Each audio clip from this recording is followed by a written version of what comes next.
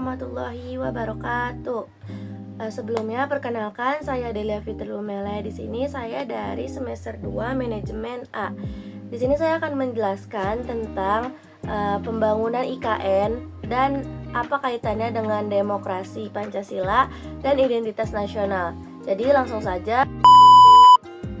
Sebelum masuk ke materinya, di sini saya akan menjelaskan terlebih dahulu tentang pembangunan IKN dan IKN itu sendiri. Langsung saja, Ibu Kota Nusantara (IKN) adalah proyek permindahan Ibu Kota Negara Indonesia dari Jakarta ke wilayah Penajaman Pasir Utara dan Kutai, Kartanegara di Kalimantan Timur. Proyek ini mulai dijalankan pada tahun 2020-an dan ditargetkan menjadi pusat pemerintahan yang baru pada pertengahan 2020-an.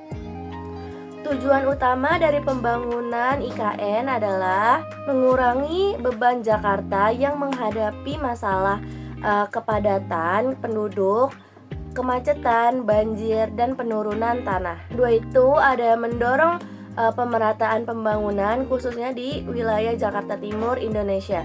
Terus yang ketiga itu ada menciptakan kota masa depan yang berbasis teknologi hijau, berkelanjutan, dan ramah lingkungan. Yang keempat itu IKN dirancang sebagai kota pintar Smart City dengan 70% wilayah tetap berupa hutan dan ruang terbuka hijau. Baik, selanjutnya yang kedua ada kaitannya dengan identitas nasional. Identitas nasional Indonesia dibentuk dari keberagaman, kebudayaan, bahasa, dan suku bangsa yang disatukan dalam semangat Bhinneka Tunggal Ika. Pembangunan IKN memiliki makna penting bagi penguatan identitas nasional.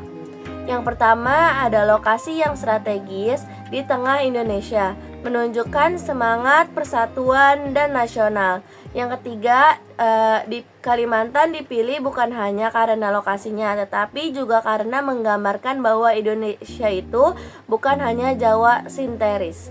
Yang ketiga itu ada simbol Indonesia baru. IKN menjadi simbol negara modern yang tetap berpijak pada nilai-nilai lokal dan budaya Nusantara. Selanjutnya itu ada arsitektur dan tata kota yang dirancang dengan mencerminkan keberagaman kebudayaan Indonesia sehingga memperkuat rasa memiliki dari seluruh rakyat.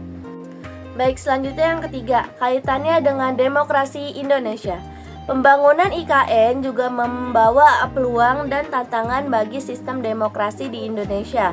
Peningkatan partisipasi republik dengan teknologi digital dan konsep kota pintar, warga dapat lebih terlibat dalam pengambilan keputusan secara langsung dan transparan. Pemerataan kekuasaan. Pemindahan pusat kepemerintahan ke luar Jawa diharapkan mengurangi kesenjangan antar wilayah dan peningkatan keadilan sosial.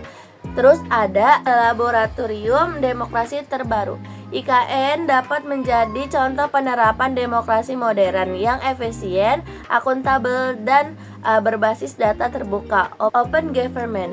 Namun, pembangunan ini juga menuntut pengawasan yang ketat agar tidak terjadi pelanggaran hak masyarakat lokal, kerusakan lingkungan, atau sentralisasi kekuatan dalam bentuk baru. Baik, di sini saya akan menjelaskan sedikit kesimpulannya sebelum mengakhiri video kali ini. IKN bukan hanya soal memindahkan gedung pemerintahan.